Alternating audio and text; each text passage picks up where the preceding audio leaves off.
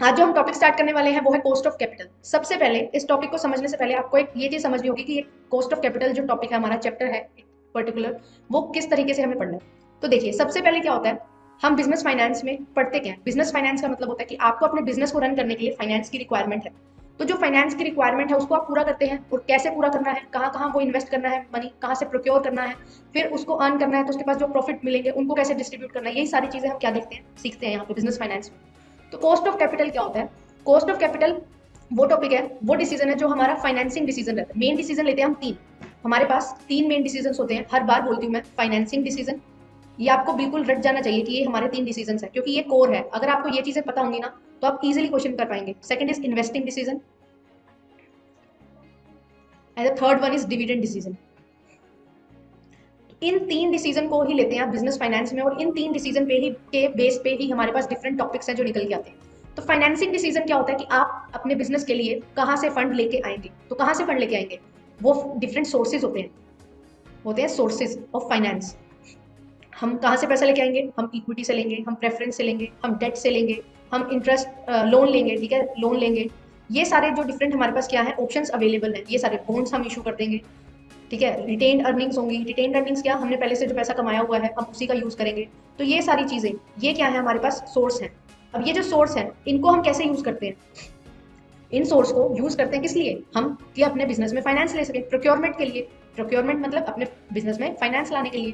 तो अब कितना कॉस्ट, अब कितना शेयर है, जो मतलब जो सोर्स है उसका कितना प्रोपोर्शन लोगे, इक्विटी लोगे, प्रेफरेंस लोगे, डेट लोगे, लोन लोगे, बॉन्ड्स इशू करोगे, या रिटेन अर्निंग यूज करोगे, ये आप किस में डिसाइड करते हैं? ये आप देखते हैं कॉस्ट ऑफ कैपिटल निकालने के बाद। तो कॉस्ट ऑफ कैपिटल का क्या मतलब है, कि कॉस्ट का मतलब आपको सबसे पहले पता होना चाहिए कि कॉस्ट क्या है। कॉस्ट क्या होती है, किसी भी चीज को लेने के लिए जो आपको पैसा देना पड़ता है। तो आप जब कैपिटल रेज करेंगे तो उसके लिए जो आप कॉस्ट देंगे, मतलब एक्सपेंसेस देंगे, वो होगी कॉस्ट, ठीक है। यस, बिल्कुल सही है कोमल गिल जी, आप बिल्कुल सही बता रहे हैं कि कैपिटल इन्वेस्टिंग डिसीजन, ये जो फाइनेंसिंग डिसीजन है, बिल्कुल सही है। तो देखिए, हम बात कर रहे हैं कैपिटल की। अब एक और चीज, कैपिटल का मतलब बिजनेस फाइनेंस में क्या होता है, आपको ये चीज समझनी होगी। कैपिटल में क्या क्या चीजें इंक्लूड होती हैं? Equity, preference, debt, retained earning, and loans भी। लॉन्ग टर्म सोर्सेज से जो लॉन्ग टर्म लोन्स लेते हैं वो भी इसी में इंक्लूड होते हैं। ऐसा क्यों होता है? क्योंकि कैपिटल का मीनिंग है कि आपको जो पैसा चाहिए अपने बिजनेस को फाइनेंस करने के लिए, ठीक है, अपने बिजनेस को चलाने के लिए जो आपको कैपिटल चाहिए, वो चीज हम यहाँ पे पढ़ते हैं। और वो कैपिटल कहाँ पे यूज होती है, ये जो कैपिटल है सारी यूज कहाँ होती है? Use in fixed assets. जो हमारे फिक्स्ड एसेट्स हैं, हम उनमें इसको इन्वेस्ट करते हैं। तो यहाँ पे जो कैपिटल का मीनिंग रहेगा वो क्या रहेगा, आपने जो इक्विटी, प्रेफरेंस, डेट या कोई भी लॉन्ग टर्म लोन्स लिए हैं या रिटेन अर्निंग ली है, उनको जब आप यूज कहाँ पे करते हो, फिक्स्ड एसेट्स में यूज करते हो। फिक्स्ड एसेट्स में इन्वेस्ट करते हो, किसके लिए? ताकि जो आपके डिफरेंट प्रोजेक्ट्स हैं उनको आप फाइनेंस कर सको। आपको एक कुछ मैन्युफैक्चरिंग कंसर्न है आपका, तो आप क्या करोगे? फिक्स एसेट्स क्या है आपकी? मशीनरी, ठीक है, तो मशीनरी में आप इन्वेस्ट करोगे। तो वो चीजें, जब आपके डिफरेंट प्रोजेक्ट्स होते हैं जो उनको आप फाइनेंस करने के लिए जो कैपिटल लगाते हो, वो हमारी होती है capital according to business finance, ठीक है। तो उसमें क्या क्या आता है? Equity, preference, debt, retain earning. तो अब हम बात कर रहे हैं कॉस्ट ऑफ कैपिटल की। तो कॉस्ट ऑफ कैपिटल में क्या चीज होगी, जब आप कुछ ना कुछ कैपिटल रेज करेंगे डिफरेंट सोर्सेज से, तो उनके बदले में आपको कुछ ना कुछ रिटर्न देना होगा। क्योंकि कोई भी आपको जब फंड देगा, तो वो क्या एक्सपेक्ट करेगा कि कुछ ना कुछ आपसे वो रिटर्न ले। अब मैं एक पर्सन हूँ, ठीक है, एक पर्सन है सपोज, ठीक है, और उसने क्या किया हुआ है, एक ये कंपनी है, उसमें पैसा लगाया। अब जो कंपनी में इसने पैसा लगाया, फंड दिया है, ठीक है, इसको, तो बदले में ये क्या एक्सपेक्ट करेगा, ये कुछ ना कुछ रिटर्न एक्सपेक्ट करेगा। रिटर्न जो एक्सपेक्ट किया जा रहा है एक इन्वेस्टर के थ्रू, वो ही कंपनी के लिए क्या हो जाती है, कॉस्ट हो जाती है। ये जो रिटर्न है, ये कंपनी के लिए क्या है, कॉस्ट है। क्योंकि उनको फंड रेज करने के लिए जो पैसा देना पड़ा, वो उसकी क्या है, कॉस्ट, एक्सपेंस है, लागत है। फंड को लेने के लिए उनको ये चीज जो रिटर्न देना पड़ रहा है, तो वो क्या है, उनकी कॉस्ट। तो यही होता है कॉस्ट ऑफ कैपिटल। अब हमने बात की कि डिफरेंट डिफरेंट सोर्सेज हैं जहां से हम फंड लेंगे, तो उनके बदले में हमें उनको कॉस्ट भी देनी पड़ेगी। तो जो कॉस्ट ऑफ कैपिटल है, इस चैप्टर में हम कैलकुलेट करते हैं डिफरेंट सोर्सेज की कैपिटल की कॉस्ट। डिफरेंट सोर्सेज से जो कैपिटल रेज की है, उसकी कॉस्ट हम निकालते हैं। तो हम क्या क्या चीजें पढ़ते हैं यहाँ पे? सबसे पहले कॉस्ट ऑफ डेट, क्योंकि हम डेट रेज करते हैं। फिर कॉस्ट ऑफ इक्विटी, फिर कॉस्ट ऑफ प्रेफरेंस शेयर, फिर कॉस्ट ऑफ रिटेन्ड अर्निंग, ठीक है। तो ये सारी चीजें, ये हम क्या करते हैं, कैलकुलेट करते हैं। इस चैप्टर में हम ये सीखते हैं। आज की क्लास में भी मैं आपको कॉस्ट ऑफ डेट करवाते हुए चलूंगी, क्योंकि आज फर्स्ट पार्ट है, ठीक है। यहाँ से क्वेश्चन काफी बनते हैं। सबसे पहले हमें ये समझना होगा कि डेट क्या क्या है, डेट में क्या क्या चीजें इंक्लूड होंगी, कितनी तरह का डेट होता है, रिडीमेबल, इरिडीमेबल, और किस तरह से हम क्या करते हैं, कॉस्ट निकालते हैं। तो कॉस्ट ऑफ कैपिटल में हम ये चीज़ सीखते हुए चलेंगे। सबसे पहले एक और चीज़ बता दूं आपको मैं, कॉस्ट ऑफ कैपिटल में हमने ये चीज़ सीख ली कि हम क्या निकालते हैं, कॉस्ट निकालते हैं कि किसी भी फंड को रेज करते हो तो आप उसके बदले में क्या चीज़ दोगे, कुछ ना कुछ जो इन्वेस्टर एक्सपेक्ट करेगा उसको दोगे। तो इसमें क्या होता है, हमारे पास डिफरेंट सोर्सेज है, हमने डिफरेंट सोर्सेज की कॉस्ट निकालनी है, ये हमने सीख लिया। एक और चीज़ देखो, कॉस्ट ऑफ रिटेन्ड अर्निंग की बात करूंगा मैं। रिटेन्ड अर्निंग क्या होता है, ऐसा पैसा जो आपके बिजनेस में है ऑलरेडी, ठीक है, वो आपने बिजनेस में अभी लगाया, आपके बिजनेस का ही है, आपने कहीं और से उसको नहीं लिया, ठीक है, ऑलरेडी अर्न जो प्रॉफिट थे वो आपने अपने बिजनेस में रखे हुए थे, अब जरूरत पड़ी तो आप उसको यूज करते हो। एक चीज आती है, एक क्वेश्चन आता है माइंड में बच्चों के काफी, कि मैम रिटेन्ड अर्निंग की कॉस्ट क्यों निकाल रहे हैं हम, क्योंकि ये तो हमारा ही पैसा है। इसकी कॉस्ट होती है इम्प्लिसिट कॉस्ट। इम्प्लिसिट कॉस्ट कैसे, आपने कुछ प्रॉफिट्स अर्न किए और उनको प्रॉफिट्स को कहीं और इन्वेस्ट ना करके आपने अपने बिजनेस में ही लगाया, तो उसकी जो कॉस्ट होगी वो क्या कॉस्ट होगी, कि अगर आप उस पैसे को कहीं और लगाते, अपने बिजनेस से कहीं आउटसाइड इन्वेस्ट करते तो कुछ ना कुछ रिटर्न मिलता ना। तो वो जो आपका रिटर्न है जो आप फॉरगो कर रहे हो किसके लिए, अपने बिजनेस में इन्वेस्ट करने के लिए, वो क्या है, आपकी कॉस्ट है, और इस कॉस्ट को हम अपॉर्चुनिटी कॉस्ट भी बोलते हैं। तो क्वेश्चन ऐसे बन सकता है स्टेटमेंट फॉर्म में कि आपके पास जो कॉस्ट ऑफ रिटेन अर्निंग होती है उसकी कौन सी कॉस्ट होती है, इम्प्लिसिट कॉस्ट होती है। तो इसी को हम इस वजह से क्या करते हैं, इसको कॉस्ट ऑफ इक्विटी के बराबर ही हम इसको कैलकुलेट करते हैं। This is the reason. सिर्फ एक चीज होती है कॉस्ट ऑफ इक्विटी में, क्या चीज होती है कि जो कॉस्ट ऑफ इशू होती है वो भी इंक्लूड करते हैं, बट रिटेन अर्निंग में कॉस्ट ऑफ इशू इंक्लूड नहीं करते, क्योंकि हमें रिटेन अर्निंग में कहीं से पैसा नहीं लेना कि हमें इशू एक्सपेंसेस होंगे। ये सिर्फ एक डिफरेंस रहता है, इंपॉर्टेंट चीज है। आजकल स्टेटमेंट वाइज क्वेश्चन पूछने लगे हैं, आपसे वो कंसेप्ट पूछते हैं, ना कि सिर्फ एक प्रैक्टिकल क्वेश्चन को सोल्व करवाते हैं। तो ये चीज आपको पता होनी चाहिए कि कॉस्ट ऑफ रिटेन अर्निंग की क्या होती है, इम्प्लिसिट कॉस्ट होती है। बाकी ये जो कॉस्ट ऑफ डेट है, कॉस्ट ऑफ इक्विटी है, कॉस्ट ऑफ प्रेफरेंस शेयर्स है, कोई बॉन्ड्स की कॉस्ट है, लॉन्ग टर्म लोन की कॉस्ट है, वो सारी कॉस्ट क्या होती है, वो एक्सप्लिसिट कॉस्ट होती है। क्लियर है यहाँ तक, थम्स अप करेंगे अगर यहाँ तक क्लियर है सभी। तो ओके, सभी बच्चों के थम्स अप आ गए हैं, तो चलिए क्लास आगे प्रोसीड करते हैं। एक चीज यहाँ पे सीखनी है हमें, जो हम बात करते हैं डिफरेंट कॉस्ट की। अब मैंने बात की कॉस्ट ऑफ डेट की, ठीक है, अभी तक हमने सीख लिया कि हमें डिफरेंट कॉस्ट निकालनी है, तो हम कॉस्ट ऑफ डेट से स्टार्ट करते हैं। कॉस्ट ऑफ डेट क्या होता है कि देखिए, आपकी कंपनी ने कुछ फंड रेस किया, उसके बदले में वो क्या करती है, कुछ ना कुछ रिटर्न देती है। तो वो जो कंपनी रिटर्न देती है वो उसकी क्या होती है, कॉस्ट। किसके बदले में देती है, जो उसको फंड मिलता है, वो जो फंड मिलता है वो कंपनी का क्या होता है, बेनिफिट। क्लियर है। अब जो कॉस्ट निकलती है वो परसेंटेज में निकलती है, तो मल्टीप्लाइड बाय 100। तो ये एक बेसिक फॉर्मूला है कॉस्ट ऑफ डेट का। किसके लिए है ये, कि आप क्या करते हो, क्या चीज के बदले आप क्या चीज देते हो, ये है कॉस्ट। आपको अगर फंड लेना है, आपको अगर पैसा रेज करना है, तो पैसा रेज किया, उसके बदले में आपने क्या दिया, कुछ कॉस्ट दी। तो कॉस्ट ऑफ डेट क्या होती है, cost divided by benefit you get multiplied by 100। ये किसके रिस्पेक्ट में हम देखते हैं, कंपनी के रिस्पेक्ट में। अपने आप को कंपनी मान लो कि मेरी कंपनी है, मुझे यहाँ से फंड रेज मिला, फंड रेज किया मैंने, तो मुझे मिला, मैंने उसके बदले क्या दिया, कॉस्ट दिया। अब मैं ये देख रही हूँ कि किस कॉस्ट पे, मतलब जो मेरे को फंड मिला उस पर मैं कितना कॉस्ट दे रही हूँ। जैसे फॉर एग्जाम्पल मैंने 1 लाख के डिवेंचर्स इशू किए, मतलब मैंने क्या किया, 10,000 डिवेंचर्स इशू किए एट द रेट ₹10 ईच। 1 रुपए का और 10 रुपए का एक डिवेंचर था, तो मैंने टोटल कितने रुपए का कर दिया, 1,000 रुपए, 1 लाख रुपए का डेट इशू कर दिया। अब उसके ऊपर मैं क्या कर रही हूँ, मेरी कॉस्ट है जो वो दे रखी है कि आपको इंटरेस्ट कितना देना है, आपको देना है इंटरेस्ट 10%। तो मेरी कॉस्ट क्या है, अब मुझे 1 लाख के ऊपर 10% देना है, 1 लाख का 10% क्या होता है, 10,000। ठीक है, तो ये 10% ऐसे आ गया, मतलब मुझे इतना इंटरेस्ट देना है और कितना अमाउंट पे देना है और परसेंटेज।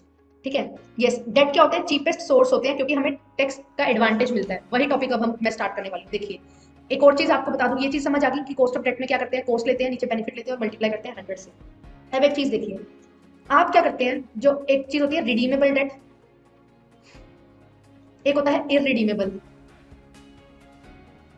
वैसे तो जो डेट होता है वो रिडीमेबल ही होता है, हमें कुछ ना कुछ टाइम पीरियड के बाद क्या करना होता है, उसे रिडीम करना ही होता है, पे बैक करना ही होता है। बट इररिडीमेबल हम कैसे लेके चलते हैं, कि जब हमें जो रिडम्पशन पीरियड है वो दिया ना हो। ठीक है, जब हमें रिडम्पशन पीरियड नहीं दिया हुआ तो हम कैसे मान लेते हैं, कुछ मान नहीं सकते ना, तो हम क्या लेके चलते हैं कि जो डेट है वो इररिडीमेबल है। अदरवाइज जब दिया होता है हमें टाइम पीरियड तो वो रिडीमेबल हो जाता है, कि 10 साल के बाद या 15 साल के बाद आपको क्या करना है, रिडीम करने हैं ये डिबेंचर्स। ठीक है, अब एक और चीज सीखेंगे, कंसेप्ट जो आगे कंसेप्ट आएगा उससे पहले सीखना ही बहुत चीज जरूरी है। देखिए, हम बात करते हैं डेट क्या है, debt is a cheapest source of finance. सभी मानते हैं इस चीज को, चीपेस्ट सोर्स है। चीपेस्ट सोर्स कैसे है, देखो, जो डेट होता है उसको, उसके लिए क्या होता है, हमारे पास कोई भी प्रॉफिट आता है, प्रॉफिट में से हम क्या करते हैं, सबसे पहले माइनस कर देते हैं इंटरेस्ट। इंटरेस्ट आप किसको देते हो, डेट के बदले ही देते हो ना, जो डेट इशू करते हो उसके बदले आप क्या देते हो, इंटरेस्ट देते हो। तो ये जो कॉस्ट होती है डेट की वो इंटरेस्ट ही होता है, तो आप माइनस कर देते हो इंटरेस्ट। आपके पास क्या बच जाता है, अर्निंग्स बिफोर टैक्स, ये ईबीआईटी बोलते हैं हम प्रॉफिट को। Earning before interest and tax है, उसमें से इंटरेस्ट दे दिया तो अर्निंग बिफोर टैक्स बच जाता है। फिर आप क्या कर देते हैं, टैक्स माइनस कर देते हैं, फिर आपके पास बच जाता है अर्निंग आफ्टर टैक्स, और इसको हम यूज कर लेते हैं इक्विटी शेयर्स को पे ऑफ करने के लिए, ठीक है, इक्विटी शेयर्स को डिविडेंड देने के लिए, ठीक है। फिर अब देखो मेरे पास क्या था, मेरे पास प्रॉफिट हुए 200 रुपए के, ठीक है, मैंने डेट ले रखा था 10,000 रुपए का, एक उस पर 1% क्या था, इंटरेस्ट था। अब देखो 10,000 पे 1% इंटरेस्ट था, तो 100 रुपए मेरे किसके चले गए, इंटरेस्ट के चले गए, मेरे पास बचे 100 रुपए। टैक्स रेट दिया हुआ था मेरे को 50%, टैक्स रेट है 50%, मतलब 50 रुपए टैक्स लग गया, मेरे पास कितने रुपए बचे, 50 रुपए बचे। अब अगर मैंने क्या नहीं लिया होता, डेट लिया नहीं हुआ, ये केस है कि आपने डेट ले रखा है, और ये केस है मैं दूसरा बना रही हूँ कि मैंने डेट नहीं लिया हुआ, तो डेट अगर मैं नहीं लूंगी तो क्या होगा, 200 रुपीज मेरा प्रॉफिट तो यही रहेगा, माइनस होगा यहाँ से कुछ भी नहीं, क्योंकि डेट तो मैंने लिया ही नहीं हुआ, तो 200 रुपए बचे। अब टैक्स क्या था, 100%, टैक्स कितना हो गया, और 50% टैक्स था, तो टैक्स हो गया 200 का 50% इज 100, तो मेरे पास कितना बचा, सिर्फ 100 रुपीज। आप एक चीज देख पा रहे हो, जब मैंने इंटरेस्ट देना था, मतलब जब मैंने डेट इशू किया हुआ था, तो मेरा जो टैक्स था वो कितना बन रहा था, 50, बट अब मेरा टैक्स कितना बन रहा है, अब मेरा टैक्स बन रहा है 100, तो मुझे डबल टैक्स देना पड़ रहा है ऑलमोस्ट, अगर मैं रिलेटिव टर्म्स में बात करूँ, तो जो मेरा टैक्स हो गया वो क्या हो गया, डबल टैक्स हो गया, ठीक है। और यहाँ पे मेरे पास जो बेनिफिट, अब देखते हैं कि कितना आपको बेनिफिट हुआ। अब ये देखना चाह रहे हैं ना, चीपेस्ट सोर्स है, तो टैक्स तो मेरे को डबल देना पड़ा, तो बेनिफिट आपको कितना हुआ, बेनिफिट आपको सिर्फ क्या हुआ, यहाँ पे 50 रुपए हुआ, ठीक है। 100 रुपए के बदले आपका जो इंटरेस्ट था वो था 100 रुपए का, आपको जो नेट बेनिफिट हो रहा है कितना हो रहा है, 50 रुपए का। और कैसे, यहाँ पे देखो, जो इंटरेस्ट की वजह से, जो इंटरेस्ट था उसकी वजह से आपको कितने का बेनिफिट हुआ, 1 माइनस टैक्स रेट, मतलब 50% का आपका जो इंटरेस्ट में बेनिफिट हुआ, आपको सिर्फ 50 रुपए का हुआ ना, क्योंकि 50 रुपए तो टैक्स में चले गए, आपको 100 रुपीज इंटरेस्ट देना था, ठीक है, अगर आप डेट रेज करते। तो अब क्या हुआ, डेट रेज नहीं किया, उसकी वजह से आपको टैक्स तो देना ही पड़ा, टैक्स में तो चले गए 50 रुपए, जो बचा आपका वो कितना बचा, 50 रुपए बचे। तो जब हमारे पास एक और चीज होती है आगे, एक और चीज क्या होती है कि जब हमारे पास जो डेट होता है उसकी कॉस्ट होती है बिफोर टैक्स और आफ्टर टैक्स। इस केस में क्या करते हैं हम, जब बिफोर टैक्स होता है तो जस्ट हम इंटरेस्ट ले लेते हैं, ठीक है, बट आफ्टर टैक्स में क्या लेते हैं, interest into 1 minus tax rate, क्योंकि आफ्टर टैक्स में क्या करना होता है, हमें जो टैक्स है हम वो भी चीज क्या कर देते हैं, पे ऑफ कर देते हैं। यहाँ पे एक चीज मैंने आपको बता दी थी, नेट कॉस्ट, वो हमने यहाँ पे करके देखा था कि किस तरीके से हमारे पास यहाँ पे 50 रुपीज का टैक्स बन रहा था, और डेट ना लेने की वजह से 100 रुपीज का टैक्स बन रहा था, तो जो नेट बेनिफिट था मेरे पास वो 50 रुपीज का आया था, ठीक है। तो चलिए आगे चलते हैं, आगे आपको कैलकुलेट करनी है डेट की कॉस्ट। अब जब आप डेट की कॉस्ट कैलकुलेट करते हो ना, तो आपको एक चीज देखनी होती है, देखो आप क्या देखते हो, नेट कॉस्ट आपको कितनी पड़ती है, नेट कॉस्ट क्या होती है कि जो आपको कंपनी को देनी है, तो जितने भी आप एक्सपेंस करते हो वो सारे माइनस क्या होता है उसमें से जितनी आपको सेविंग होती है, किसकी सेविंग, टैक्स सेविंग। डेट में हमेशा हम क्या चीज लेके चलते हैं कि जो टैक्स होता है ना वो हमें क्या देता है, सेविंग देता है। कैसे, क्योंकि हमारे पास जो इंटरेस्ट है वो पहले ही कट हो जाता है, interest is deducted before tax, तो हमें जो टैक्स की सेविंग होती है वो हो जाती है, यहीं पे ये चीज माइनस, ये चीज बोली गई है, ठीक है। तो नेट कॉस्ट क्या होती है हमारी, जो भी आपके एक्सपेंसेस होते हैं उसमें से आप क्या कर देते हो, जो आपको सेविंग हुई है, तो वो आपकी नेट कॉस्ट पड़ती है। अब देखो यहाँ पे हमने एक चीज की थी कि मेरे पास क्या हुआ था, यहाँ पे 100 रुपए में मेरे जो 50 रुपीज थे वो तो मेरे टैक्स में चले गए थे, उसके बाद जो नेट कॉस्ट मेरे को कितनी पड़ी थी, वो 50 पड़ी थी। तो देखो 100 रुपीज में से, सॉरी 100 रुपीज मेरे एक्सपेंस थे, उसमें से क्या हुआ, 50 मेरी टैक्स की सेविंग हो गई, तो मेरे पास जो नेट कॉस्ट पड़ी थी वो मेरी क्या थी, 50। तो ये चीज यहाँ से समझाने की कोशिश की गई है, और तभी यही रीजन है कि हम क्या करते हैं, इंटरेस्ट में 1 माइनस टैक्स रेट लेके चलते हैं जब आफ्टर टैक्स की बात होती है, ठीक है। तो कॉस्ट ऑफ डेट का फॉर्मूला क्या होता है, जितना आपने इंटरेस्ट पे किया, बिफोर टैक्स की बात कर रही हूँ, अगर बिफोर टैक्स है तो जितना आपने इंटरेस्ट पे किया डिवाइड किससे करेंगे, जितना आपको नेट प्रोसीड, जितना आपको अमाउंट मिली डेट इशू करके, और फिर उसको मल्टीप्लाई कर देते हैं 100 से। अगर आप आफ्टर डेट टैक्स की बात करते हैं तो उसमें क्या होता है, जो इंटरेस्ट होता है उसमें से 1 माइनस टैक्स रेट को हम मल्टीप्लाई कर देते हैं, क्योंकि आपकी टैक्स सेविंग होती है इंटरेस्ट की वजह से, इस वजह से। फिर यहाँ पे हम करते हैं नेट प्रोसीड्स और मल्टीप्लाई करते हैं 100 से, दोनों फॉर्मूलाज लिख लो, इंपॉर्टेंट है, ठीक है। चलिए फिर हम आगे क्लियर करेंगे नेट प्रोसीड के टॉपिक को। अरे हाँ, फिर हम यहाँ पे क्लियर करते हैं नेट प्रोसीड्स क्या होता है। नेट प्रोसीड क्या होता है, वो पैसा जो कंपनी को मिलता है इशू करके, आपने डेट क्या किए, डेट इशू किया ना फंड रेज करने के लिए, तो नेट प्रोसीड होगा वो पैसा जो आपको डेट इशू करके, सारे जो एक्सपेंसेस हैं वो माइनस करके फिर आपको मिलता है। तो डेट इशू में सबसे पहले हम क्या लेते हैं, फेस वैल्यू लेंगे, किसकी, डेट की, फेस वैल्यू ऑफ डेट, ठीक है। उसमें से आप क्या करते हैं, अगर डिस्काउंट पे इशू किया है तो माइनस कर देते हैं डिस्काउंट को, और अगर प्रीमियम पे इशू करते हैं तो आप प्लस कर देते हैं प्रीमियम को, याद रखेंगे ये चीज, ठीक है। फिर उसके बाद आपके पास क्या आती है, इशू प्राइस आ जाता है, कितने पे हमने क्या किया, इशू किया। फिर इशू प्राइस के बाद माइनस करते हैं कॉस्ट ऑफ इशू, कि आपको कोई ना कोई खर्चे हुए हैं जब आपने इशू किया डिबेंचर को, तो कॉस्ट ऑफ इशू जो होती है वो क्या हो जाती है, माइनस होती है, और इसको हम फ्लोटेशन कॉस्ट भी बोल सकते हैं। ठीक है, फिर हमारे पास क्या आता है, नेट प्रोसीड्स। ये वैल्यू होती है नेट प्रोसीड्स की, ये वैल्यू नहीं होती कि आपने किस फेस वैल्यू पे किया था। और जो आपको टैक्स देना होता है, सॉरी इंटरेस्ट देना होता है, डिबेंचर पे आप इंटरेस्ट देते हैं ना, वो क्या होता है, उस पे क्या होता है, ये हमेशा फेस वैल्यू पे होता है। देखो समझो इस चीज को, आपने किसी से पैसे लिए, ठीक है, आपने बोला कि मुझे 10,000 रुपए दे दे। अब 10,000 रुपए दे दी उसने, तो वो 10,000 पे क्या लेगा, इंटरेस्ट लेगा। अब वो 10,000 लेने में आप उसके घर गए, आपने ट्रांसपोर्ट पे खर्चा किया, वो सारी चीजें क्या होंगी, वो आपका खर्चा है, वो उसकी हेडेक नहीं है। तो जो इंटरेस्ट आपको देना होगा वो तो आपको फेस वैल्यू पे देना होगा। अब आपने 10,000 रुपए लेने के लिए आप ट्रांसपोर्ट पे गए, 1,000 का आपका खर्चा हो गया, आप बोलोगे कि मेरे को तो 9,000 ही मिले, तो 9,000 पे इंटरेस्ट कैलकुलेट होगा, ऐसा नहीं होगा। जो कॉस्ट ऑफ इशू है वो आपको ही बियर करनी पड़ेगी। तो जैसे आप पैसा लेने के लिए कहीं जाते हो, तो उसमें जो भी आपके एक्सपेंसेस हुए वो आपके हैं, ठीक है।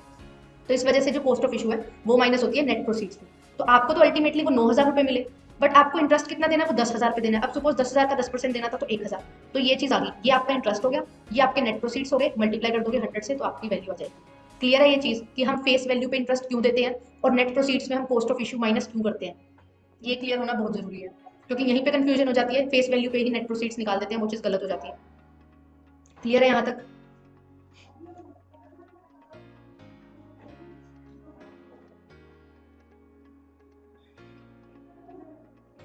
ठीक है, तो चलिए क्वेश्चन करेंगे अब इसी से रिलेटेड। देखिए क्वेश्चन देखिए, सबसे पहले एक क्वेश्चन है, के limited issued 10% 1 lakh debentures of ₹100 each. के लिमिटेड ने इशू किया 10% डिबेंचर। 10% क्या है, कॉस्ट है, ठीक है। कितने डिबेंचर इशू किए, कितने रुपए के डिबेंचर है ये, 1 लाख रुपीज के। और ये बता दिया कि एक डिबेंचर 100 रुपए का है, एक डिबेंचर 100 रुपए का है, टोटल 1 लाख रुपीज के इन्होंने इशू किए। तो जो टोटल डिबेंचर्स इशू किए हैं वो हमारे पास निकल जाएंगे, 1000 डिबेंचर्स, ठीक है। 1000 डिबेंचर इशू किए हैं 1 लाख रुपए में, जिसमें 100 रुपए का एक डिबेंचर था, तो ऑब्वियसली बात है कि वो 1 लाख रुपए के होंगे। फिर देखिए इशू किस पे किया है, 10% प्रीमियम पे, ठीक है। इशू आप किस पे कर रहे हो, 10% प्रीमियम पे इशू कर रहे हो, और जो आपकी फ्लोटेशन कॉस्ट है वो कितनी है, 10% है वो भी, मतलब कॉस्ट ऑफ इशू आपकी कितनी है, 10%। तो हमने एक चीज पढ़ी थी, हमने क्या चीज पढ़ी थी कि हम सबसे पहले क्या करेंगे, हम देखेंगे कॉस्ट क्या है, क्योंकि हमारा जो फॉर्मूला था वो सिंपल ये था ना, कॉस्ट अपॉन बेनिफिट इंटू 100। यहाँ से समझते हैं, कॉस्ट अपॉन बेनिफिट इंटू 100 था, कॉस्ट क्या थी, इंटरेस्ट, ठीक है। अब इसने आफ्टर टैक्स की बात की है, find KD, KD after tax, तो हम इंटरेस्ट आफ्टर टैक्स में 1 माइनस टैक्स ऐड कर देते हैं, जो 1 माइनस टैक्स रेट होता है। फिर बेनिफिट क्या होता है हमारा, नेट प्रोसीड्स, जो हमें पैसा मिला, और उसको कर देते हैं हम 100 से मल्टीप्लाई। अब देखिए किस तरह से ये क्वेश्चन सोल्व होगा। जो भी इन्फॉर्मेशन मुझे दी हुई थी मैंने सारी लिखी, मुझे पता है, और अब उसको कैसे यूज करना है ये चीज देखेंगे। सबसे पहले देखो कि इंटरेस्ट कितना है, इंटरेस्ट कितना है, 10%, कितने पे है, 1 लाख पे। आप इसको ना दो तरीके से कर सकते हो, आप या तो आप टोटल जो आपने फंड रेज किया है उसके कंपैरेटिवली कर लो, या आप सिर्फ क्या कर लो, 100 पे निकाल लो। मतलब जैसे परसेंटेज में हम क्या लेते हैं, 100 लेते हैं ना हर चीज को, तो उस पे निकाल लो। अब क्या है, यहाँ पे 100 रुपीज का डिवेंचर था ना, तो 100 रुपीज लिया, इसमें क्या किया, 10%, 100 का 10% निकाल दिया, क्योंकि इंटरेस्ट कितना था, 10%।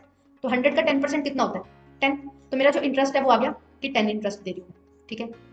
फिर हमने निकालनी है नेट प्रोसीड्स, तो नेट प्रोसीड्स कैसे निकलेंगी, नेट प्रोसीड्स क्या होती है, फेस वैल्यू जो क्या है 100, माइनस करते हैं डिस्काउंट और प्लस करते हैं प्रीमियम।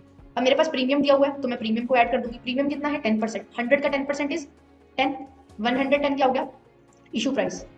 अब उन्होंने बोला 10% क्या है, आपकी फ्लोटेशन कॉस्ट है। फ्लोटेशन कॉस्ट क्या होती है, कॉस्ट ऑफ इशू।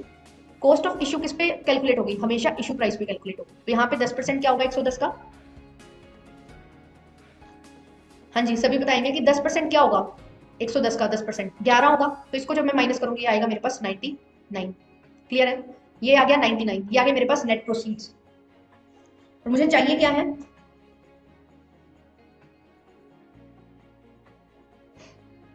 हाँ जी मुझे क्या चाहिए, नेट प्रोसीड्स चाहिए था और इंटरेस्ट चाहिए था, मिल गया। टैक्स रेट क्या दिया हुआ है, टैक्स रेट इज 40%, तो आफ्टर टैक्स बोला गया है, तो आफ्टर टैक्स में इंटरेस्ट माइनस टैक्स रेट करूंगी, कितना आएगा, 10 तो मेरा इंटरेस्ट सॉरी इंटरेस्ट है पूरा 10, 1 माइनस टैक्स रेट कितना है 0.4, 40 को 100 से जब डिवाइड करेंगे तो 0.4 आ जाएगा। डिवाइड करेंगे इसको नेट प्रोसीड से, सोल्व करेंगे 10 इंटू 0.6, 1 माइनस 0.4 इज 0.6, और डिवाइड करेंगे इसको 99 से, सोल्व करेंगे आंसर आ जाएगा 6 डिवाइडेड बाय 99 इंटू 100, क्योंकि मल्टीप्लाई करेंगे 100 से, किस लिए, क्योंकि हमने परसेंटेज में आंसर निकालना होता है। तो इसको सॉल्व करेंगे 600 by 99 is approximately 6 point something, तो वो हमारी क्या आ जाएगी, कॉस्ट आ जाएगी। ये जो कॉस्ट आएगी 6.06। मैं अच्छे से सोल्व कर देती हूँ। ये चीज समझ आई यहाँ पे कैसे, यहाँ तक आए हम 6/99 इंटू 100, तो 600/99 जब आप सोल्व करोगे ये आएगा 6.06%, और यही मेरी कॉस्ट ऑफ डेट है आफ्टर टैक्स। क्लियर है सभी को कि किस तरीके से क्वेश्चन सोल्व होगा? मोस्टली पूछा जाता है कॉस्ट ऑफ डेट का क्वेश्चन, मोस्टली पूछा जाता है। इस बार भी आया था, इवन मेरी शिफ्ट में ही आया था। बहुत इजी क्वेश्चन था, जस्ट यही बेसिक सा क्वेश्चन था, और हमने जस्ट वैल्यूज पुट करनी थी। ये पता होना चाहिए कि इंटरेस्ट आफ्टर टैक्स है या बिफोर टैक्स, तो वो हम ऐड कर देंगे, मल्टीप्लाई कर देंगे, मतलब 1 माइनस टैक्स रेट से। और नेट प्रोसीड्स कैसे कैलकुलेट होगी, जस्ट सिंपल फॉर्मूला है, पुट करो आंसर आ जाता है।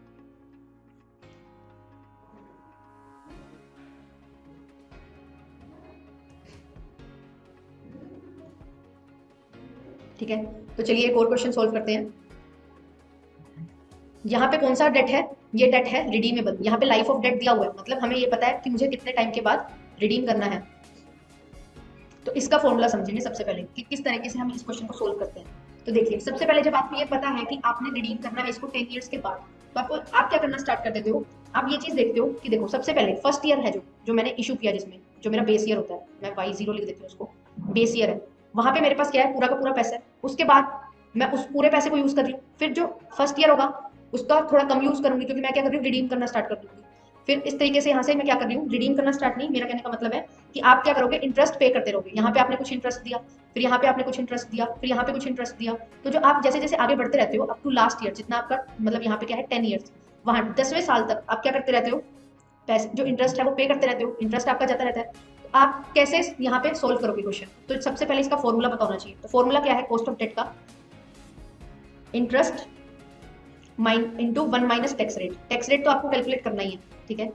फिर उसमें क्या ऐड करना है, जो आपकी रिडीमेबल वैल्यू है, क्योंकि आपको पता है ना कि रिडीम करना है, तो रिडीमेबल वैल्यू भी दी होगी, माइनस जो आपके नेट प्रोसीड्स हैं, जो आपको इनिशियल ईयर में पैसा मिला था, उसको आप डिवाइड करते हो नंबर ऑफ ईयर से, जिसको एन बोला जाता है, और इस टोटल को आप डिवाइड कर देते हो एवरेज जो आपको मिलती है रिडीमेबल वैल्यू और नेट प्रोसीड्स की, और इसको मल्टीप्लाई करते हैं 100 से। ये होता है हमारा फॉर्मूला, ये है after tax, most important formula. इस फॉर्मूला को याद करना है, और याद क्या करना है कि देखो इंटरेस्ट पे तो आपको टैक्स सेविंग मिलती है, वो तो आप यहाँ पे लिखते हैं आफ्टर टैक्स के केस में।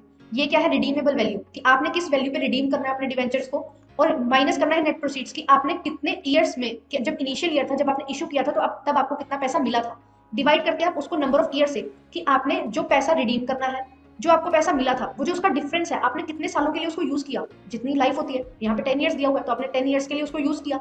अब डिवाइड किससे करते हैं, average of redeemable value and net proceeds. ऐसा क्यों करते हैं, क्योंकि हम ये मान के चलते हैं कि जैसे फॉर एग्जांपल यहाँ पे मेरे पास सबसे ज्यादा पैसा था, फिर मैंने इंटरेस्ट पे किया, थोड़ा कम पैसा हुआ, फिर इंटरेस्ट पे किया, ऐसी ओवर द ईयर्स पैसा जो था वो थोड़ा कम होता रहा, ठीक है। फिर लास्ट ईयर तक मैंने उसको यूज किया, तो लास्ट ईयर में तो वो बिल्कुल ही कम हो गया था। इस वजह से हम क्या कर लेते हैं, उनकी एवरेज ले लेते हैं। एवरेज मीन्स कि एक बेस बना देते हैं कि ओवर द टाइम पीरियड मेरे पास इतना पैसा तो था ही, तो वो चीज होती है यहाँ पे। तो इस वजह से RB plus NP divided by 2 किया जाता है, ठीक है। तो इसको हम सोल्व करेंगे, तो सबसे पहले मुझे रिडीमेबल वैल्यू पता होनी चाहिए। हम देख लेते हैं, देखो यहाँ पे बोला गया इशू किया है 10%, मतलब इंटरेस्ट दिया हुआ है आपको 10%। फिर बोला गया कि कितने डेट है, 50 लाख का डेट है, मतलब टोटल अमाउंट दे दी डेट की। एक डिबेंचर कितने का है, 100 रुपए का है, टैक्स रेट 40% है, और डेट को रिडीम करना है पार पे, मतलब 100 रुपीज का इशू किया था, तो 100 पे ही हमें उसको क्या करना है, रिडीम करना है। और जो लाइफ है डेट की वो है 10 ईयर्स, मतलब एन की वैल्यू मुझे दे दी। तो मुझे जो जो फैक्टर्स चाहिए थे वो सभी है मेरे पास, इंटरेस्ट भी है, टैक्स रेट भी है, ठीक है, एन भी है, रिडीमेबल वैल्यू भी है, और नेट प्रोसीड्स भी है। तो हम इसको अब क्या करेंगे, फॉर्मूला में पुट करके सॉल्व करते हैं। चलिए देखते हैं। देखिए सबसे पहले आपको क्या करना है, इंटरेस्ट। इंटरेस्ट कितना है, 100 रुपीज का है ना, तो मैं क्या बोल रही हूँ कि आप टोटल वैल्यू की बजाय 100 ही ले लो इसको वैल्यू। तो 100 का 10% इज 10%, ये आपका इंटरेस्ट हो गया। 1 माइनस टैक्स रेट, 1 माइनस 0.4, 0.4 कैसे है, 40 डिवाइडेड बाई 100 को जब आप सोल्व करते हैं तो ये 0.4 बनता है, ठीक है, यहाँ पे आ गया। प्लस रिडीमेबल वैल्यू क्या है, जितने पे इशू किया था, पार पे इशू किया था, मतलब पार पे रिडीम कर रहे हैं, तो जितने पे इशू किया था उतना ही आपका क्या हो जाएगा, रिडीमेबल वैल्यू, मतलब 100 रुपीज। माइनस करते हैं नेट प्रोसीड्स। अब नेट प्रोसीड्स कितनी है, आपको ये चीज देखनी है। तो देखिए नेट प्रोसीड्स निकालिए यहाँ पे, यस आंसर करेंगे। नेट प्रोसीड्स कितनी होगी यहाँ पे, काफी अच्छा क्वेश्चन है, बिल्कुल बेसिक क्वेश्चन। देखिए नेट प्रोसीड्स क्या है, वो भी 100 ही है, क्योंकि मुझे ना तो ये बोला गया कि इशू प्रीमियम पे हुआ था या डिस्काउंट पे हुआ था, कुछ भी नहीं था। मेरे पास क्या है, जो फेस वैल्यू थी उसमें कुछ भी ऐड या लेस नहीं हुआ, ना कोई प्रीमियम था ना कोई डिस्काउंट था, तो यहाँ पे कुछ नहीं हुआ। फिर इशू प्राइस आया, इशू प्राइस में मुझे कोई फ्लोटेशन कॉस्ट नहीं दी, ना ही मुझे कॉस्ट ऑफ इशू दिया है, तो कुछ भी नहीं दिया हुआ था, तो मेरे पास जो इशू प्राइस है वही जो अब नेट प्रोसीड्स बना वही क्या हो गया 100 हो गया। तो अब रिडीमेबल वैल्यू भी 100 है, नेट प्रोसीड्स भी 100 है, तो यहाँ क्या आ जाएगा 100 minus 100 is 0। Number of years कितने हैं 10, डिवाइड करेंगे इसको किससे, इसकी एवरेज से, जो एवरेज क्या होगी 100 प्लस 100 डिवाइडेड बाय 2, इसको मल्टीप्लाई कर देंगे 100 से। अब हम क्या करेंगे, इसको सॉल्व करेंगे, चलिए सॉल्व करते हैं।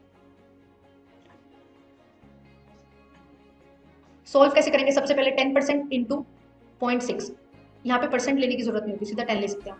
तो 10 into 0.6 plus 0 divided by 100 multiplied by 100। ये समझ आई जीरो कैसे आया, 100 में से 100 जाएंगे तो जीरो आएगा, जीरो से कुछ भी डिवाइड करते तो जीरो आता है। तो 10 into 0.6 is 6 plus 0 by 100 into 100, तो इसकी कॉस्ट क्या आ जाएगी आपके पास 6। तो जो डेट की कॉस्ट आई है वो क्या है 6%। तो इस तरीके से आपका ये क्वेश्चन हो जाता है। आज हमने दो क्वेश्चन सीख लिए, मतलब कॉस्ट ऑफ डेट निकालना सीखा कैसे, आफ्टर टैक्स और बिफोर टैक्स, और रिडीमेबल डेट और इरिडीमेबल डेट सीख ली। और 1 माइनस टैक्स रेट क्यों होता है ये भी चीज हमने पढ़ी, क्यों होता है, क्योंकि जो इंटरेस्ट होता है वो हमें टैक्स में सेविंग प्रोवाइड करता है, तो इस वजह से हम क्या करते हैं 1 माइनस टैक्स रेट निकालते हैं। और दो फॉर्मूला थे, रिडीमेबल वैल्यू क्या है, नेट प्रोसीड्स कैसे निकलेंगे वो भी हमने देखा कि नेट प्रोसीड्स में सबसे पहले आप कोई भी डिस्काउंट पे इशू कर रहे हो या प्रीमियम पे इशू कर रहे हो तो उसको ऐड या लेस करते हो, फिर इशू प्राइस निकलता है, फिर उसमें से फ्लोटेशन कॉस्ट माइनस करते हो तो आपके पास नेट प्रोसीड्स निकलते हैं। और जो इंटरेस्ट आपको देना होता है वो हमेशा फिक्स फेस वैल्यू पे देना होता है। तो कॉस्ट ऑफ प्रेफरेंस शेयर्स में क्या होता है, प्रेफरेंस शेयर्स क्या होते हैं, ऐसे शेयर्स जिनको प्रेफरेंस दी जाती है इक्विटी शेयर के कंपैरेटिवली, कि आपको डिविडेंड दिया जाएगा एक सर्टेन रेट पे, जो रेट स्पेसिफाई किया होता है at the time of issue, and इनकी जो रिडम्पशन होती है वो भी क्या होती है वाइंडिंग अप के टाइम पे इक्विटी से वैल्यू होती है, तो इनको प्रेफरेंस दी जाती है ओवर इक्विटी शेयर्स, तो इनका नाम रख दिया जाता है प्रेफरेंस शेयर्स। इसमें अब हमारे पास प्रेफरेंस शेयर्स में भी हमारे पास दो तरह के शेयर्स होते हैं, एक होता है रिडीमेबल और एक होता है इरिडीमेबल। अब आपके माइंड में एक चीज आ रही होगी कि मैम प्रेफरेंस शेयर्स तो इरिडीमेबल इशू हो ही नहीं सकते, हमेशा ही हमें रिडीम करने ही है। बट क्वेश्चन सोल्व करते हुए अगर हमें रिडम्पशन पीरियड नहीं दिया, मतलब एन जो नंबर ऑफ ईयर्स होता है, टाइम पीरियड होता है, अगर ये नहीं दिया होता तो हम क्या मान के चलते हैं, उसको इरिडीमेबल मान के चलते हैं, उसी के अकॉर्डिंग हम इसको क्या करते हैं सोल्व करते हैं अपने क्वेश्चन को। तो देखिए अब सबसे पहले रिडीमेबल का मतलब क्या है, रिडीमेबल का मतलब है कि आपको कुछ टाइम पीरियड के बाद जो ये शेयर्स इशू किए हैं उनको रिडीम करना होगा, उनको वापस करना होगा, ठीक है, जो फंड आपने रेज किया, ठीक है, बिल्कुल सही बात है। इरिडीमेबल का केस मैंने तब बता दिया कि कब अप्लाई होगा, जब आपको नंबर ऑफ ईयर्स नहीं दिए। अब एक चीज और, जो क्वेश्चन बना हुआ है सेट एग्जामिनेशन में स्पेसिफिकली बना हुआ है क्वेश्चन, कि आपसे ये पूछा जाता है कि मैक्सिमम कितना टाइम पीरियड तक के लिए कंपनी है जो प्रेफरेंस शेयर्स इशू कर सकती है, तो प्रेफरेंस शेयर्स इशू कर सकती है 20 ईयर्स के लिए, ठीक है। कुछ कंसर्न्स हैं, मतलब कुछ कंपनीज हैं जैसे इंफ्रास्ट्रक्चर कंपनी है, उन केसेस में क्या होता है 30 ईयर्स तक आप क्या कर सकते हो, रिडीम कर सकते हो। बट इस 10 ईयर का जो गैप है उसमें क्या होता है कि आपको जो पोर्शन है आपका टोटल कैपिटल है उसका हर साल 1/10 रिडीम करना होता है। देखिए 20 ईयर्स तक आप कर सकते हो, ठीक है, कुछ कंसर्न्स हैं जहाँ पे आपको 30 ईयर्स तक के लिए बोला जाता है, पर कैसे, जो ये 10 ईयर्स का गैप है ना, जो आपको रिडीम करनी है वैल्यू, उसका आप हर साल 1/10 क्या करते हो, रिडीम करते हो। तो समझ रहे हो कि कैसे 1/10 कर करके आपको क्या करना होता है, 10 सालों तक रिडीम कर देना होता है। ये चीज रहती है इसमें, इंपॉर्टेंट है क्योंकि ये क्वेश्चन बना हुआ है यहाँ से, इसलिए मैंने आपको बता दिया। तो अब हम सीखेंगे कि प्रेफरेंस शेयर्स में रिडम्पशन अगर रिडीमेबल होंगे तो कैसे हम कॉस्ट निकालते हैं, और अगर इरिडीमेबल होंगे मतलब नंबर ऑफ ईयर्स नहीं दिए होंगे तो हम कैसे कॉस्ट निकालते हैं। चलिए हम देखते हैं सबसे पहले इरिडीमेबल का केस। इरिडीमेबल के केस में क्या होता है, आपको क्या करना है, उसको पैसे को वापस करना ही नहीं है, ठीक है, रिडम्पशन वैल्यू नहीं दी हुई, आपको नंबर ऑफ टाइम नहीं दिया हुआ, तो आप क्या करेंगे, सबसे पहले जो प्रेफरेंस शेयर्स होते हैं उनको हम क्या देते हैं, डिविडेंड देते हैं, तो इनकी कॉस्ट क्या होती है, डिविडेंड। फिर हम किससे डिवाइड करते हैं, जो हमें पैसा मिला नेट प्रोसीड्स, मल्टीप्लाई कर देते हैं 100 से। डिविडेंड क्या है, ये है कॉस्ट जो प्रेफरेंस शेयर्स को इशू करने पे हमें बियर करनी पड़ेगी। नेट प्रोसीड क्या है, जो चीज हमें मिली, जो हमने इशू किया था प्रेफरेंस शेयर्स को, उसको इशू करने से जो चीज मेरे पास आई, जो पैसा मेरे पास आया, वो होता है मेरा नेट प्रोसीड, ठीक है। फिर उसको हम 100 से मल्टीप्लाई कर देते हैं तो हमारे पास आता है cost of preference shares, irredeemable preference shares अगर हो। चलिए ये क्वेश्चन देखते हैं। देखिए क्वेश्चन क्या बोल रहा है कि एक कंपनी है सी लिमिटेड, उन्होंने क्या इशू किए, 14% प्रेफरेंस शेयर इशू किए, जिसकी फेस वैल्यू क्या थी 100 थी, बट रियलाइज कितने हुए 92। रियलाइज होना मतलब हमें कितने मिले हैं 92। तो देखिए डिविडेंड कितना पे किया 14%, 14% किसका, फेस वैल्यू पे निकलता है हमेशा, कल भी मैंने ये चीज क्लियर की थी कि आप इंटरेस्ट या डिविडेंड किस पे देते हो, फेस वैल्यू की। बट जो आपके पास रियलाइज होता है, आपको जो नेट प्रोसीड्स होते हैं वो चीज आप क्या लिखते हो, डिविडेंड, डिवाइड में डिनोमिनेटर में हम ये चीज लिखते हैं जो चीज हमें मिलती है, नेट प्रोसीड्स हम लिखते हैं। तो देखिए 14% है फेस वैल्यू पे, फेस वैल्यू क्या है, फेस वैल्यू क्या है 100, तो जो मेरा डिविडेंड बनेगा वो कितना बनेगा 14, ठीक है। फिर उसके बाद जितनी मेरी फेस वैल्यू है, नेट प्रोसीड्स कितनी है, नेट प्रोसीड्स कितनी है 100 का तो वो फेस वैल्यू थी उसकी शेयर की, बट 92 रियलाइज हुआ है, तो मेरी जो नेट प्रोसीड्स है वो है 92। तो आंसर क्या निकलेगा, dividend over net proceeds into 100, that is 14 divided by 92 multiplied by 100। Solve करेंगे सभी इसको। चलिए सोल्व करते हैं, फिर देखते हैं इसका आंसर क्या देने वाला है। इसको सोल्व करके हमारे पास आंसर आया है 15.22%। तो जो मेरी कॉस्ट ऑफ प्रेफरेंस शेयर्स है केपी, इसको मैं बोलती हूँ 15.22%। ये आ गया मेरा आंसर। क्लियर। अब एक और चीज, आपके मन में एक क्वेश्चन अगर आ रहा है तो उसको भी क्लियर कर देते हैं कि मैम जैसे हमने इंटरेस्ट दिया था जब डेट जब इशू किया था, उस पर जब इंटरेस्ट दिया था हमने 1 - टी भी लिया था आफ्टर टैक्स के केस में, बट हम प्रेफरेंस पे ऐसा क्यों नहीं करते? ठीक है, प्रेफरेंस में ऐसा क्यों नहीं किया जाता? अगर आपको पता है तो वेल एंड गुड, अगर नहीं पता है तो मैं बता देती हूँ कि आप क्या करते हो। जो प्रेफरेंस शेयर्स होते हैं उन पे जो डिविडेंड देते हो, उन पे जो डिविडेंड दिया जाता है वो कब दिया जाता है? Dividend after tax. डिविडेंड हमेशा ही आफ्टर टैक्स दिया जाता है, तो इस पे आपको कोई टैक्स सेविंग होती ही नहीं है, तो इसीलिए हम क्या नहीं करते, 1 - टी नहीं करते हैं, इसमें सिंपल डिविडेंड लेके चलते हैं। I hope this point is also clear to you. तो चलिए अब बात करते हैं रिडीमेबल प्रेफरेंस शेयर्स की, तो उससे रिलेटेड एक क्वेश्चन करेंगे। रिडीमेबल प्रेफरेंस शेयर का सबसे पहले हमें ये पता होना चाहिए कि फॉर्मूला क्या होगा। इसका फॉर्मूला क्या होगा? जितना आपने डिविडेंड पे किया प्लस क्या प्लस करेंगे, जिस वैल्यू पे आपको रिडीम करना है प्रेफरेंस शेयर्स को, माइनस जो आपको मिला था नेट प्रोसीड्स, उसको क्या कर देंगे, डिवाइड कर देंगे एन से। ऐसा क्यों करते हैं? ये देखो, आपके पास रिडीमेबल वैल्यू है और आपके पास नेट प्रोसीड्स हैं, आप उनका डिफरेंस डिवाइड बाय 9 क्यों करते हैं? देखिए, जो भी आपकी रिडीमेबल वैल्यू है उसको आपको रिडीम करना उस वैल्यू पे। नेट प्रोसीड्स है जो आपके हाथ में आए at the time of issue, जो भी मनी आपके हाथ में आया at the time of issue वो होता है। आप जितना डिफरेंस है उसका यूज करते हो उस टाइम पीरियड के लिए, जितने टाइम पीरियड के लिए आपने इशू किया है, इसीलिए वो जो पैसा आता है, वो जो डिफरेंस होता है, ठीक है, आरबी और एनबी का, उसको एन से डिवाइड किया जाता है, ताकि हम ये देख सकें कि जो भी वो डिफरेंस है वो over the time period equally distribute हो जाए। तो ये रीजन रहता है डिवाइड बाय एन करने का। क्लियर है? चलिए फिर आगे क्या होगा। आगे हम किससे डिवाइड करते हैं? जो आपके पास रिडीमेबल वैल्यू है प्लस जो आपके पास नेट प्रोसीड्स है उसकी एवरेज से। अब एवरेज को लेते हैं, वही चीज कि आपने क्या किया है, कुछ अमाउंट को, आपने कुछ अमाउंट को यूज किया है ओवर द टाइम पीरियड, तो वो क्या है, वो नेट प्रोसीड से तो ज्यादा होगी। कितनी ज्यादा होगी, इस चीज को देखने के लिए हम क्या कर लेते हैं, जो भी आपकी रिडीमेबल वैल्यू है उसमें आप नेट प्रोसीड्स को ऐड करके उसको 2 से डिवाइड कर देते हैं, एक एवरेज वैल्यू ले लेते हैं। ठीक है, ये आपका रहता है फॉर्मूला प्रेफरेंस शेयर्स का। ठीक है, I hope this is also clear to you. जो भी स्टूडेंट्स जुड़ रहे हैं हमारी क्लास में, सबका स्वागत है। और आप एक बार मुझे ये भी बताएंगे लाइव चैट में कि आपको समझ आ रहा है या नहीं आ रहा है। ठीक है, क्योंकि ये चीज देखना भी बहुत जरूरी है। जिस तरीके से मैं करवाते हुए चलती हूँ आपको भी समझ आनी चाहिए। कोई भी आपको डाउट होता है तो आप पूछ सकते हैं। चलिए अब क्या बात करते हैं, अब हम बात करते हैं रिडीमेबल प्रेफरेंस शेयर्स की कॉस्ट कैसे निकलेगी। हमने ये तो देख लिया कि फॉर्मूला ये रहता है, अब हम क्वेश्चन सोल्व करते हैं। चलिए क्वेश्चन सोल्व करते हैं। इसमें दिया क्या है, सबसे पहले इन्फॉर्मेशन देखो। इन्होंने बोला कि एस लिमिटेड है एक कंपनी, उन्होंने इशू किया 10% प्रेफरेंस शेयर्स। ठीक है, कितने रुपए के कर दिए, 1 लाख रुपए के। इससे हमें कोई मतलब नहीं, हमें किससे मतलब होता है, एक शेयर की वैल्यू से, क्योंकि उसी के अकॉर्डिंग मैं क्वेश्चन सोल्व करते हुए चलती हूँ। क्योंकि जो कॉस्ट, क्या कॉस्ट किस में आती है, परसेंटेज में। परसेंटेज क्या है, एक रिलेटिव टर्म है। वो 1 लाख का उतना परसेंट लोगे तो वो भी उसको अकॉर्डिंग आएगा, और एक 100 रुपए का परसेंट लोगे वो भी उसी के अकॉर्डिंग उतना ही बनेगा।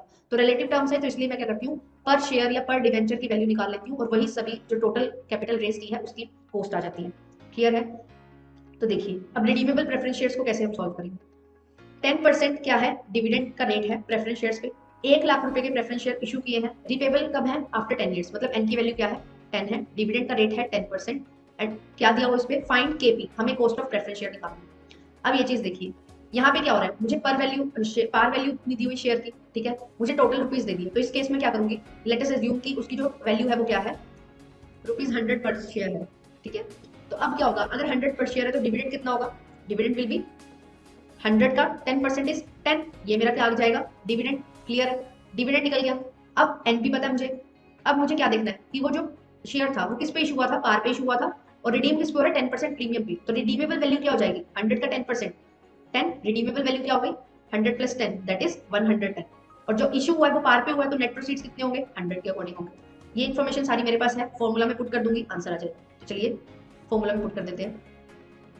अब मुझे ये बताइए डिविडेंड कितना था। डिविडेंड हमने निकाल लिया कि 100 का शेयर है तो डिविडेंड क्या था, 10 था, 10 लिख लिया। रिडीमेबल वैल्यू कितनी है, प्रीमियम पे हम रिडीम कर रहे हैं, तो 100 का 10% इज 10, तो मतलब 110। इशू प्राइस क्या है आपका, इशू प्राइस है आपका 100, पार पे इशू हो रहा है, हमने लेट किया था 100 रुपीज पर शेयर है, तो वो 100 रुपीज यहाँ आ गया। नंबर ऑफ ईयर्स कितने हैं, कितने सालों के बाद हमने रीपे करना है, 10, तो नंबर ऑफ ईयर्स की जगह 10 आ गया। अब रिडीमेबल वैल्यू 110 है, नेट प्रोसीड 100 है, तो इसको हम क्या कर लेंगे, सोल्व कर लेंगे। चलिए सोल्व करते हैं। 10 plus 100 minus 10 is 10, 10 by 10 is 1, divided by 105, क्योंकि इसकी एवरेज 105 आएगी, मल्टीप्लाई करके 100 से, तो 11 डिवाइडेड बाय 105 मल्टीप्लाइड बाय 100, ये क्या हो गया आपका आंसर हो गया। सोल्व करेंगे,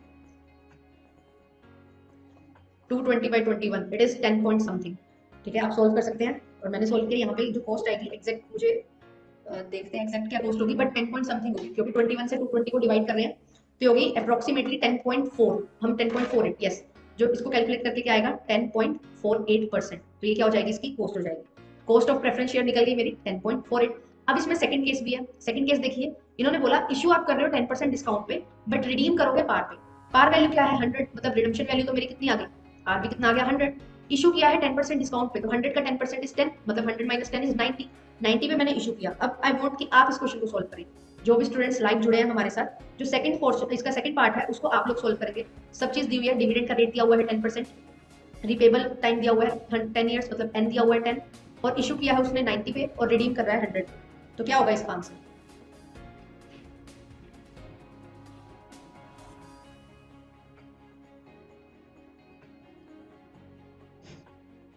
चलिए करते हैं सॉल्व। अब देखिए 100 रुपीज का शेयर है, हम मैंने ये चीज लेट की हुई है क्योंकि मुझे दिया नहीं हुआ था। आप सभी को भी मैं ये चीज बताऊँ कि आपको जो जो चीजें दी होती हैं उसी के अकॉर्डिंग आप काम करते हो। या तो आपको दे रखा होगा कि पर शेयर या पर डिवेंचर कितने रुपए का है, अगर नहीं दिया ना तो आप क्या कर सकते हो, उसको 100 लेट कर सकते हो। क्योंकि आप अगर 100 लेट करके उसी के अकॉर्डिंग प्रीमियम, उसी के अकॉर्डिंग डिस्काउंट कैलकुलेट करोगे तो वही आंसर सेम आने वाला है जो आपका एग्जैक्ट उसकी वैल्यू पे आएगा।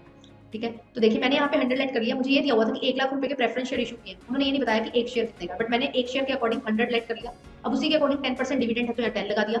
रिडम्पशन वैल्यू कितनी है, पार वैल्यू है तो 100 लिख दिया, माइनस इशू कितने पे किया 10% डिस्काउंट पे, तो 100 का 10% इज 10, तो 90 रुपीज क्या हो गई इसकी नेट प्रोसीड्स हो गई, और नंबर ऑफ ईयर्स 10 दी होगी। इसको मैं क्या कर दूंगी, इसमें पुट कर दूंगी, और मैं क्या करूंगी इसको सोल्व करूंगी। तो सोल्व करेंगे इसमें पुट करके, तो मेरे पास क्या आंसर आएगा, करिए सोल्व।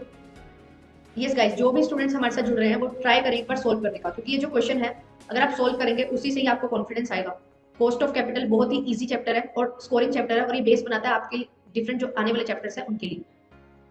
ठीक है, तो चलिए स्टार्ट करते हैं यहाँ से सोल्व करते हैं। यहाँ पे क्या है 10 plus 100 minus 90 is 10, 10 by 10 is 1, क्या हो जाएगा यहाँ पे 1। फिर देखिए 100 प्लस 90 बाई 2 इज 95, क्योंकि एवरेज लेंगे इसकी तो 95 आएगा। 100 से हम क्या कर देंगे, इसको मल्टीप्लाई कर देंगे। 11 बाई 95 इंटू 100 सोल्व करेंगे, 220 बाई 19 इट इज, ये कितना आएगा सोल्व करेंगे इसको। जब मैं सोल्व कर रही हूँ 220 को 19 से, तो ये बन रहा है 11.57। तो मेरा आंसर क्या होगा, केपी इज इक्वल टू 11.5%। तो ये है मेरा आंसर।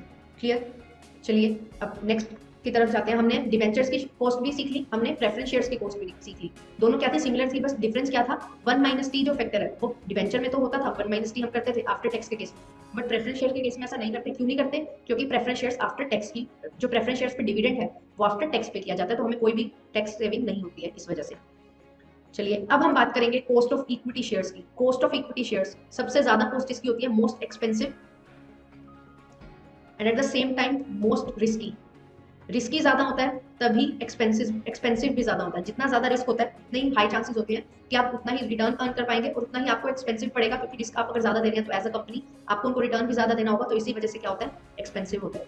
यहाँ पे क्या होता है, हर जो डिफरेंट और है हमारे जैसे प्रेफरेंस शेयर्स हैं, डिवेंचर्स हैं, रिटेन अर्निंग है, उनकी कॉस्ट क्या होती है, एक मेथड से निकल जाती है।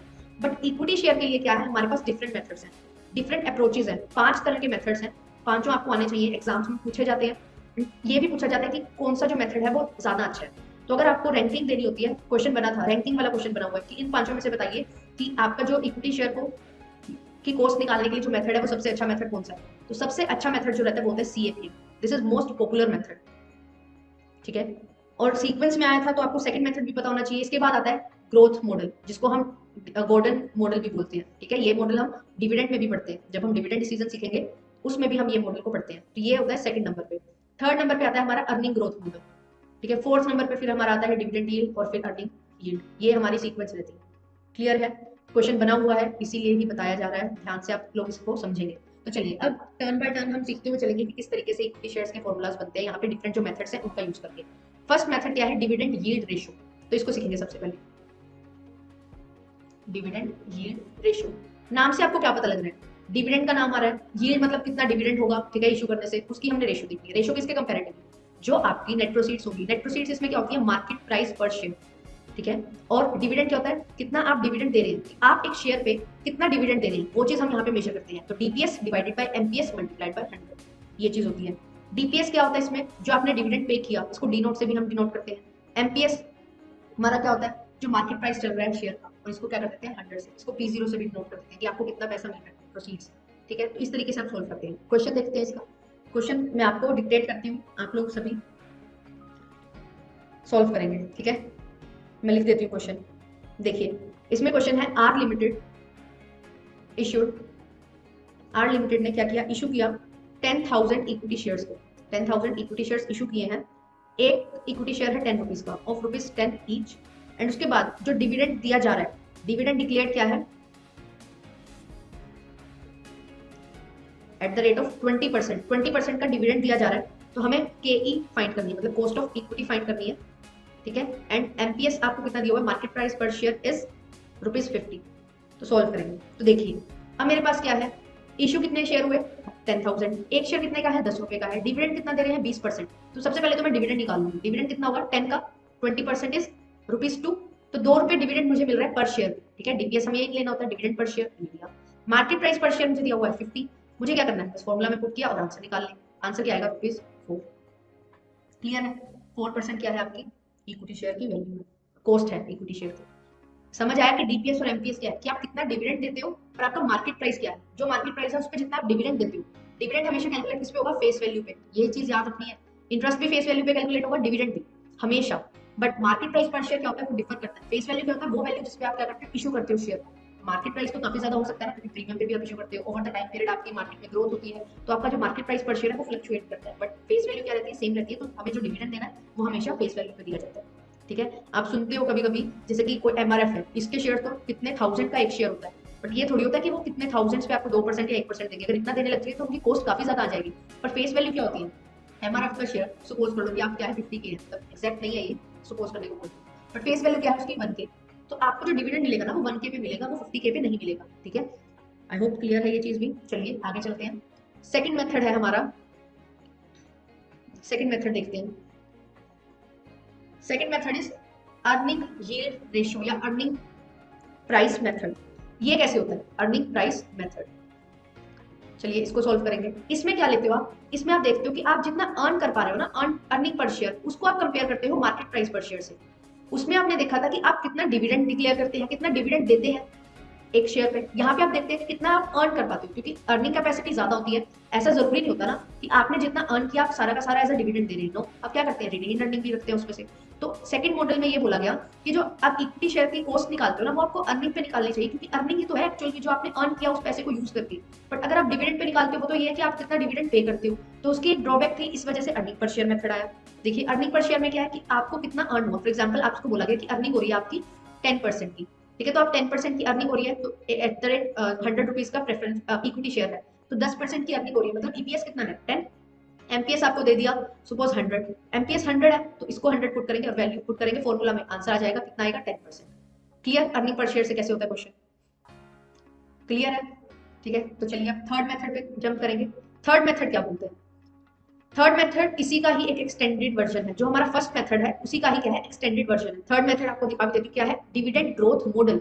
कि आप डिविडेंड तो दे रहे हो, सही बात है, ठीक है, डिविडेंड पे आप कैलकुलेट कर लो, बट आप साथ में क्या लेके चलो, जो ग्रोथ हो रही है उससे रिलेटेड वो भी आप चीज देखो कि कितनी ग्रोथ हो रही है। क्योंकि जो इक्विटी शेयर्स हैं, इक्विटी शेयर होल्डर्स हैं, वो क्यों इन्वेस्ट करते हैं, वो इसीलिए इन्वेस्ट करते हैं ना कि उनको कुछ ग्रोथ मिलेगी, कुछ उनके जो भी उनसे फंड रेस किया गया है, जो भी उन्होंने इन्वेस्टमेंट की है, उसको यूज करके कंपनी क्या करेगी, ग्रोथ करेगी, ठीक है, ग्रो करेगी। तो जितना ग्रो करेगी मतलब डिविडेंड ज्यादा कमाएगी, डिविडेंड ज्यादा कमाएगी तो उनको भी हर साल क्या मिलेगा, उसी रेट के अकॉर्डिंग, जो ग्रोथ रेट है उसी रेट के अकॉर्डिंग उनको भी डिविडेंड ज्यादा मिलेगा। इसी वजह से हम क्या करते हैं, यहाँ पे डिविडेंड ग्रोथ मॉडल को यूज करते हैं, जो कि गोल्डन मॉडल भी है, और ये एक अच्छा मॉडल माना गया है, ठीक है। सेकंड नंबर पे प्रेफरेंस दी जा रही है इसको कॉस्ट ऑफ इक्विटी के केस में।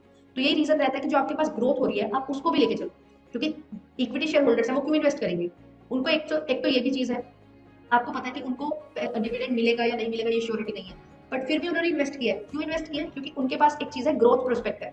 उनको लगता है कि यहाँ कंपनी में हम क्या कर सकते हैं, अगर ग्रोथ कर सकते हैं तो हमें ज्यादा डिविडेंड मिलने की उम्मीद है उनके पास, कि ज्यादा डिविडेंड मिल सकता है, ठीक है, ये आशा लेके चलते हैं, ये होप लेके चलते हैं। तभी बोला जाता है कि इक्विटी शेयर होल्डर्स क्या है, most risky at the same time most expensive, क्योंकि वो ग्रोथ भी डिमांड करते हैं। प्रेफरेंस शेयर होल्डर्स को आपने कभी नहीं ग्रोथ डिमांड करते हुए देखा, डेट को आपने कभी ग्रोथ डिमांड करते हुए नहीं देखा। क्यों नहीं देखा, क्योंकि उनका एक फिक्स्ड रेट है कि आपको इतने परसेंट पे उनको डिविडेंड देना है, या उनको क्या देना है, इंटरेस्ट देना है, अगर डेट है। प्रेफरेंस शेयर है तो डिविडेंड दे, बट अर्निंग जो इक्विटी शेयर होल्डर्स होते हैं उनकी अर्निंग क्या होती है, वो फ्लक्चुएट होती है, उनको नहीं पता कि आप उनको कितना पैसा दोगे। इसी वजह से क्या होता है, जो ग्रोथ है उसको भी कंसीडर करना जरूरी है। इसीलिए हमारे पास थर्ड मेथड आया, डिविडेंड ग्रोथ मॉडल, जिसे गोल्डन मॉडल भी बोलते हैं। तो चलिए स्टार्ट करते हैं, उसको भी समझना।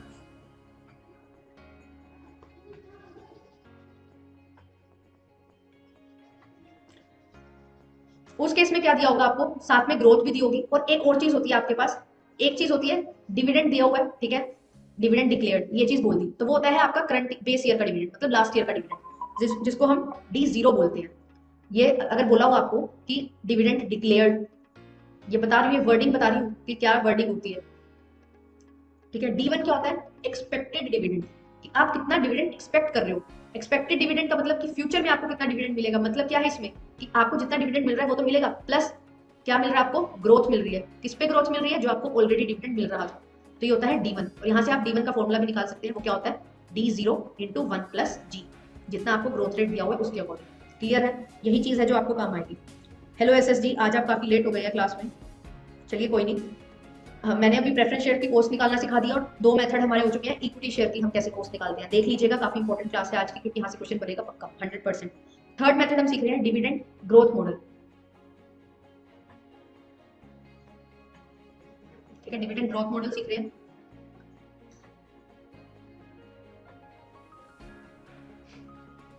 तो देखिए इसका फॉर्मूला क्या रहता है, डिविडेंड ग्रोथ मॉडल का फॉर्मूला रहता है कि अब आपको क्या लेना है, D1 लो। D1 क्यों, आप एक्सपेक्टेड डिविडेंड लो, क्योंकि आप किस ईयर में कोस्ट निकालते हैं। हमें एक चीज ये भी पता होनी चाहिए कि जब डिविडेंड डिक्लेयर होता है वो कब होता है। जैसे देखिए ये 2020 ईयर है, ये 2021 ईयर है, तो जो इस ईयर का डिविडेंड होगा ना, ये कब डिक्लेयर होगा, जब 2022 की क्या होगी, AGM होगी, एनुअल जनरल मीटिंग। तो पुराने ईयर का डिविडेंड नेक्स्ट ईयर में डिक्लेयर होता है। हम कोस्ट कब निकालते हैं, 2022 में निकाल रहे हैं, 2021 वाले ईयर की 2022 में कोस्ट निकाल रहे हैं। तो जब हम कंपेयर आज कर रहे हैं, आज हम डिविडेंड डिक्लेयर कर रहे हैं, तो हम क्यों ना आज का डिविडेंड लें, हम क्यों पुराना डिविडेंड ले रहे हैं, ठीक है। मुझे क्या करना है, मुझे आज का डिविडेंड लेना है, जो मुझे आज मिला डिविडेंड। तो इसीलिए हम क्या करते हैं, यहाँ पे ग्रोथ मॉडल में क्या करते हैं, ग्रोथ को इंक्लूड करते हैं। क्लियर हुआ कि D1 क्यों यूज किया जाता है। आपको अगर ये चीजें पता है ना कि मैं D1 कब यूज कर रही हूँ, D1 D0 कब यूज कर रही हूँ, तो आपका कंसेप्ट क्लियर है, तो आप कोई भी क्वेश्चन बना सकते हैं, ठीक है। तो एक्सपेक्टेड डिविडेंड क्या है, कि हमारे पास क्या होगा कि जो हम एक्सपेक्ट कर रहे हैं डिविडेंड, जो फ्यूचर करंट ईयर में हमें मिलेगा, फिर नेक्स्ट ईयर उसके अकॉर्डिंग ग्रोथ होगी। ऐसी ग्रोथ कर करके जो हमें मॉडल, जो हमें डिविडेंड मिलता है, वो हम क्या लेते हैं, D1 में लेते हैं, ठीक है। क्लियर है यहाँ तक, कोई भी प्रॉब्लम हो तो आप पूछ सकते हैं। मैंने रीजन आपको दे दिया कि D1 क्यों लिया जा रहा है, क्योंकि हमें जो डिक्लेयर होता है डिविडेंड वो फ्यूचर ईयर में होता है, ठीक है। तो D0 क्या होगा, डिविडेंड डिक्लेयर्ड लिखा हो, या फिर क्या लिखा हो, डिविडेंड पेड लिखा हो, डिविडेंड ऑफ प्रीवियस ईयर लिखा हो। ये मैं टर्म्स बता देती हूँ आपको सारी, आप लिख लीजिए। डिविडेंड ऑफ प्रीवियस ईयर अगर दिया हुआ है तो भी आप उसको क्या लेके चलेंगे, D0 लेके चलेंगे। बट अगर दिया है एक्सपेक्टेड डिविडेंड, ठीक है, और एक और दिया है डिविडेंड एक्सपेक्टेड नेक्स्ट ईयर, ठीक है, नेक्स्ट ईयर या फिर at the end of the year, अगर ये वर्डिंग होगी तो आपको D1 लेना है। क्लियर, थैंक यू SSG, कोई नहीं, रिकॉर्डिंग से कवर कर लेना, ठीक है। तो चलिए क्वेश्चन प्रैक्टिस कर लेते हैं इसी मॉडल पे भी। अब मैंने ये चीज बता दी कि हमें D1 लेना है, फिर डिवाइड में क्या लेना है, डिवाइड में नेट प्रोसीड्स जो आपको मिलेगा, नेट प्रोसीड्स को हम क्या लिखते हैं, P0, क्योंकि ये इनिशियल ईयर की लेते हैं आप, कि जिस ईयर में आपने इशू किया था उस ईयर आपको कितना पैसा मिला, मल्टीप्लाई प्लस कर देते हैं इसमें। अब ग्रोथ की बात है तो यहाँ पे क्या हो जाएगी एक चीज, प्लस ग्रोथ, और फिर उसको हम मल्टीप्लाई कर देंगे 100 से। ये है आपका फॉर्मूला, इसको भी आपको याद रखना। ये NP और P0 एक ही बात है, या आप NP लिख दो या P0। Clear, dividend growth model का ये फॉर्मूला रहता है। क्वेश्चन प्रैक्टिस करते हैं और क्लैरिटी आई। देखिए आपको बोला गया कि करंट प्राइस है इक्विटी शेयर का, वो है 10 रुपए। करंट प्राइस दिया हुआ है, जो इक्विटी शेयर है 10 रुपए का, उसका करंट प्राइस है 20। ध्यान से पढ़िएगा, देखिए इक्विटी शेयर था जब आपने इशू किया था वो था 10 रुपए का, उसका जो करंट प्राइस है आज के टाइम पे उसका जो प्राइस है वो है 20 रुपए। हमें पता है ना कि जो प्राइसेस है वो चेंज होते हैं, क्यों, मार्केट प्राइस पर शेयर बढ़ता जाता है, कम भी हो जाता है, बढ़ता रहता है। तो इस वजह से जो मार्केट प्राइस का आज जो मेरा मार्केट प्राइस है वो है 20 रुपए। एक्सपेक्टेड डिविडेंड क्या है मेरा, 20%। कि जो एक्सपेक्टेड डिविडेंड 20% होने का मतलब क्या है कि आपको जो आपकी फेस वैल्यू है उस पर 20% आपको क्या मिलेगा, डिविडेंड मिलेगा। तो चलिए सबसे पहले तो फेस वैल्यू लिखो। फेस वैल्यू क्या है, 10, क्योंकि 10 रुपए पे इशू किया था, हमेशा डिविडेंड फेस वैल्यू पे मिलेगा। डिविडेंड मिल गया 10 रुपए। फिर उसके बाद आपने क्या देखना है, डिविडेंड कितना मिलेगा, सॉरी फेस वैल्यू 10 रुपए है तो डिविडेंड कितना हुआ, 20%। किसका, 10 रुपए का, कितना हुआ, 2 रुपए। डिविडेंड मुझे मिल गया 2 रुपए का। क्लियर है यहाँ तक। उसके बाद ग्रोथ रेट मुझे दे रखा है 5%, और मुझे ये दे रखा है कि आपके पास कितना प्राइस है उसका, 20 रुपीज का आपका प्राइस है। तो आप यहाँ पे क्या करेंगे, देखिए फॉर्मूला क्या था, D1 divided by P0 plus G multiplied by 100। तो D1 क्या है मेरा, 2, क्योंकि ये डिविडेंड मुझे मिल रहा है, ठीक है। बेसिक करवा रही हूँ पहले, D1 नहीं सॉरी D0 है ये, कि आपको इतना डिविडेंड मिल रहा है, कि आप ग्रोथ नहीं ले रहे हो। ये आपका क्या है, डिविडेंड है, प्लस ग्रोथ है 5% की। तो अब D1 निकालना है, तो D1 कैसे निकलेगा, 2 रुपए पे 1 प्लस, मैंने क्या बोला था, G ऐड करना होता है, ग्रोथ ऐड करनी होती है। D1 निकालना हो अगर आपको तो D0 इंटू 1 प्लस G लिख लेते हैं। तो D0 तो मेरे पास 2 है, G कितना है, 5%। 5% को मैं कैसे लिख सकती हूँ, 5/100, तो ये कितना बन जाएगा, 0.05। हमेशा एक चीज याद रखना कि जब भी आप ग्रोथ लिखते हो ना, तो ग्रोथ को परसेंटेज में ना लिख के आप ऐसे पॉइंट्स में लिखो, क्योंकि अगर आप ऐसे जब पॉइंट्स में लिखोगे ना तो आपके लिए कन्वीनियंट रहेगा। क्योंकि अगर आप जब परसेंटेज में लिख देते हो तो आप एलसीएम लेने की ट्राई करते हो, फिर वो एलसीएम लेते हो तो वो फॉर्मूला गड़बड़ा जाता है। तो इस वजह से आपको मैं यही रिकमेंड करूंगी कि हमेशा जब आप डिविडेंड के लिए ग्रोथ लिखते हो ना, जब डिविडेंड कैलकुलेट करते हो, ग्रोथ लिखते हो, तो आपको ये यूज करना है, ठीक है, पॉइंट्स में यूज करना है। तो चलिए अब सोल्व करते हैं इसको। तो देखो सबसे पहले d1 आ गया मेरा, कितना आएगा 2 इंटू वन प्लस जी, 2 इंटू वन प्लस 0.05, हाँ 0.05, 0.05 1 प्लस 0.5 आ गया। इसको 2 से मल्टीप्लाई करेंगे कितना आएगा। प्लीज साथ साथ आप भी रिप्लाई करते जाइए, क्योंकि आप भी साथ साथ कैलकुलेशन करेंगे तो आपको भी अच्छे से समझ आएगा। मैं अपने बेनिफिट के लिए नहीं बोल रही कि मुझे मल्टीप्लाई करना नहीं आता, आता है मुझे मल्टीप्लाई करना, बट इसलिए बोल रही हूँ कि साथ साथ प्रैक्टिस होगी तो एक अच्छी तैयारी होगी हमारी, ठीक है। तो देखिए 2 को 1.05 से मल्टीप्लाई जब मैं करती हूँ तो आता है 2.1, ठीक है। तो मेरा d1 क्या आ गया 2.1। तो देखिए d1 मेरे पास है 2.1, मेरे पास जो नेट प्रोसीड्स है P0 है मेरे पास 20, क्योंकि 20 का है ना वो शेयर, एमपीएस हम लेते हैं, ठीक है, मार्केट प्राइस लेते हैं। फिर ग्रोथ मेरे को दी हुई है 0.05 की, जीबी है मेरे पास। अब मुझे निकालना है इसकी वैल्यू, कॉस्ट निकालनी है, कॉस्ट निकालेंगे फॉर्मूला में पुट कर देंगे 2.1 divided by 20 plus 0.05 multiplied by 100। Solve करेंगे आंसर आएगा, सभी सोल्व करेंगे जो भी हमारे साथ जुड़े हुए हैं।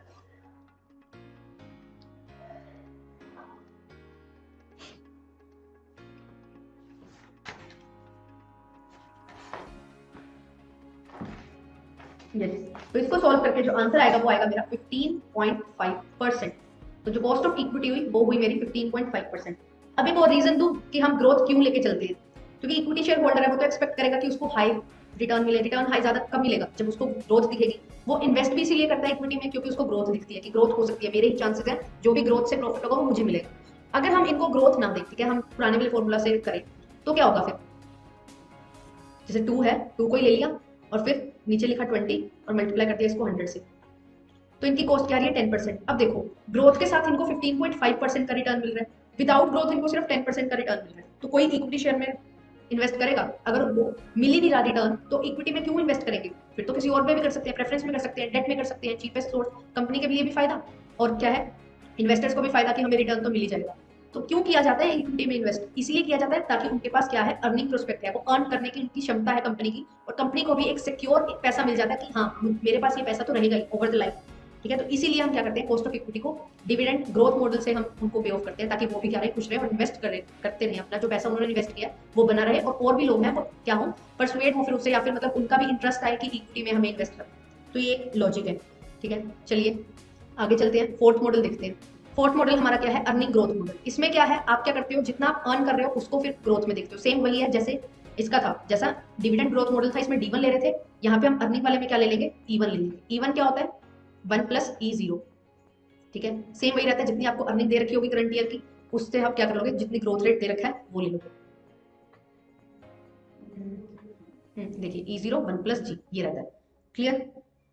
चलिए अब फिफ्थ मेथड करते हैं। फोर्थ मेथड बिल्कुल एग्जैक्ट है थर्ड की तरह, ठीक है, इसीलिए मैं इसको ज्यादा नहीं करवा रही, अगर आपको कोई प्रॉब्लम आती है तो आप पूछ सकते हैं नेक्स्ट क्लास में। फिफ्थ मेथड करते हैं the most important method and the most easiest method I would say. क्या रहता है सीएपीएम में क्या होता है, आप क्या करते हो, आपके पास जब इन्वेस्ट आप करने जाते हो, आप एक इन्वेस्टर, ठीक है, आपके पास चॉइसेस हैं कि आप कहाँ पे इन्वेस्ट करोगे। आप क्या करते हो, आप बैंक में इन्वेस्ट कर सकते हो और आप क्या कर सकते हो किसी कंपनी में इन्वेस्ट कर सकते हो, ठीक है, चॉइस आपके पास है। अब बैंक क्या देता है आपको 6% का रिटर्न देता है, और ये गारंटेड रिटर्न है कि आपका पैसा क्या है इसमें कोई भी रिस्क नहीं है, हम रिस्क फ्री बोलते हैं, risk free rate of return कि रिस्क फ्री है, कोई भी आपको रिस्क नहीं लेना, आपको बैंक में इन्वेस्ट करना है और बैंक आपको 6% का इंटरेस्ट दे देगा। फिर दूसरा आप एक कंपनी में इन्वेस्ट कर सकते हो, कंपनी का जो रिटर्न है वो है 15%, वाह कितना ज्यादा है ना, बट इसमें क्या है रिस्क एसोसिएटेड, रिस्क जुड़ा हुआ है इसमें। अगर आप कंपनी में इन्वेस्ट करते हो तो ऐसी श्योरिटी नहीं है कि आपको जितना रिटर्न बोला है उतना मिलेगा, क्योंकि आप इक्विटी में इन्वेस्ट कर रहे हो, ठीक है। तो इसमें क्या होता है आप कुछ ना कुछ रिस्क लेंगे, यहाँ पे रिस्क एसोसिएटेड है तो कुछ ना कुछ रिस्क लेंगे, तो उसके लिए क्या होगा यहाँ पे एक चीज आती है बीटा, जो भी मार्केट रिस्क होता है उसको मेजर करता है। Beta is a measure of systematic risk.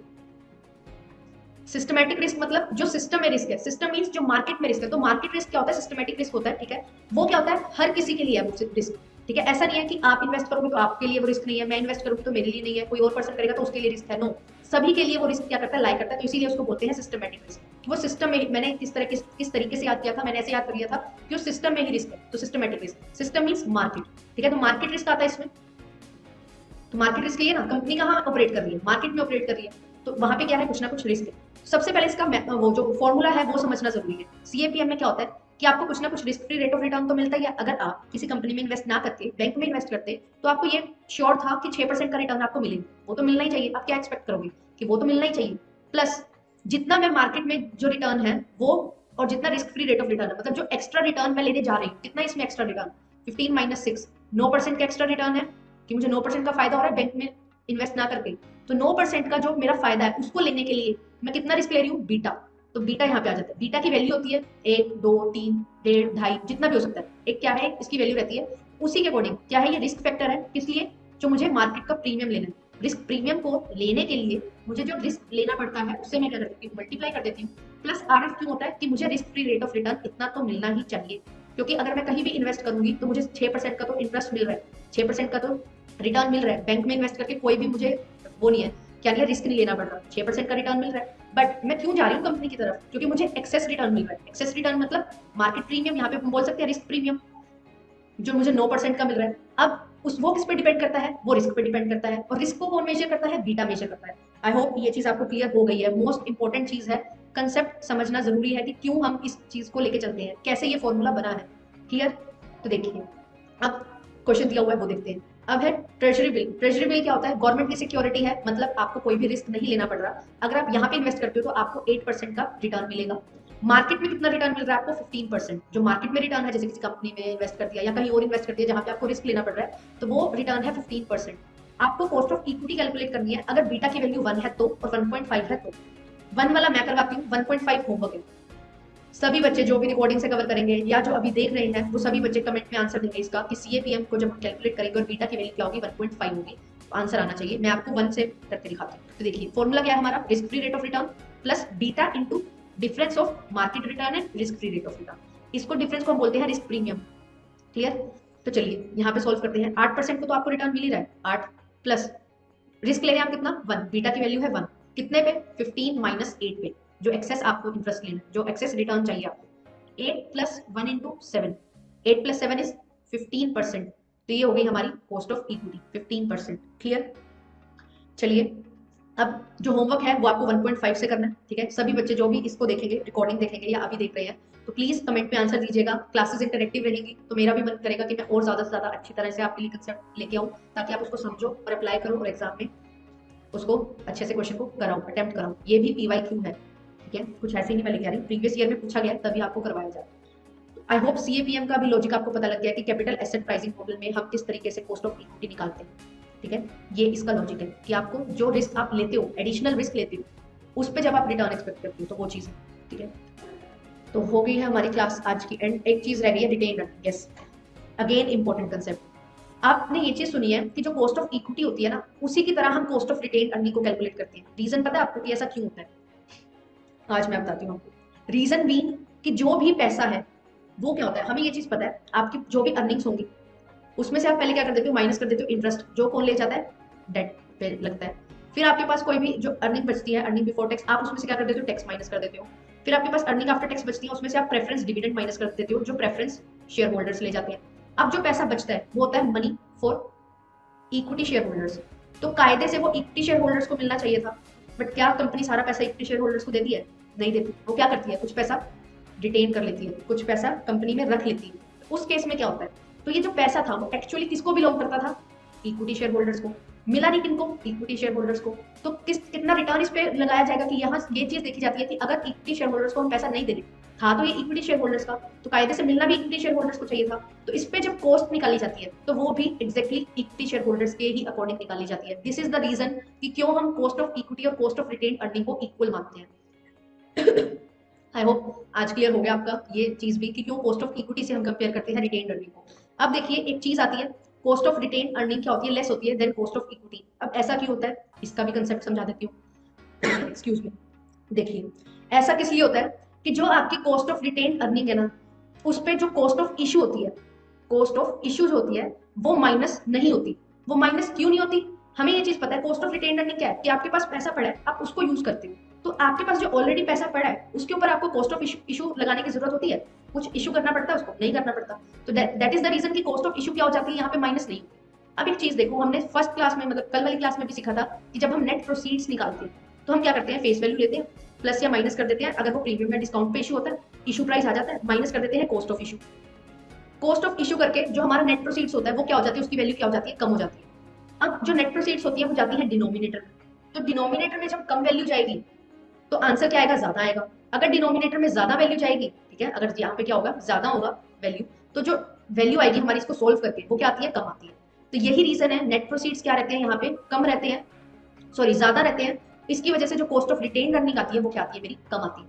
दो लॉजिक आपको समझा दिए हैं, मोस्ट इंपॉर्टेंट है, किसी से भी पूछ लेना। मोस्टली बच्चे क्या करते हैं, इसको स्किप करके जाते हैं, बट हमें स्किप नहीं करना है। क्या पता इसी पे बेस्ड स्टेटमेंट वाइज क्वेश्चन बन जाए, कुछ नहीं बोल सकते, एग्जाम का पैटर्न इसी तरीके से चेंज होता हुआ है। तो दो लॉजिक मैंने आपको बता दिए कि कॉस्ट ऑफ रिटेन अर्निंग को कॉस्ट ऑफ इक्विटी के अगेंस्ट ही क्यों मेजर किया जाता है, और cost of retain earning cost of equity से कम क्यों होती है। आई होप आपको ये चीज क्लियर है। अब समझ लेते हैं कॉस्ट ऑफ जो अब रिटेन अर्निंग है वो बिल्कुल सेम उसी तरीके से कैलकुलेट होती है as per cost of equity, जैसे हम कॉस्ट ऑफ इक्विटी को मेजर करते हैं। डिफरेंस दो जगह पे आता है, वो मैंने आपको बता दिया। तो हमने सभी के सभी कॉस्ट है जो हमारे डिफरेंट 4 तरह की थी, जहां से हमने स्टार्ट किया था, हमने आज वो कर ली है, ठीक है। कॉस्ट ऑफ डेट कर लिया, कॉस्ट ऑफ प्रेफरेंस शेयर कर लिया, कॉस्ट ऑफ इक्विटी कर लिया, एंड कॉस्ट ऑफ रिटेन कर लिया। तो कॉस्ट ऑफ कैपिटल जो है आज हमारा चैप्टर वो कंप्लीट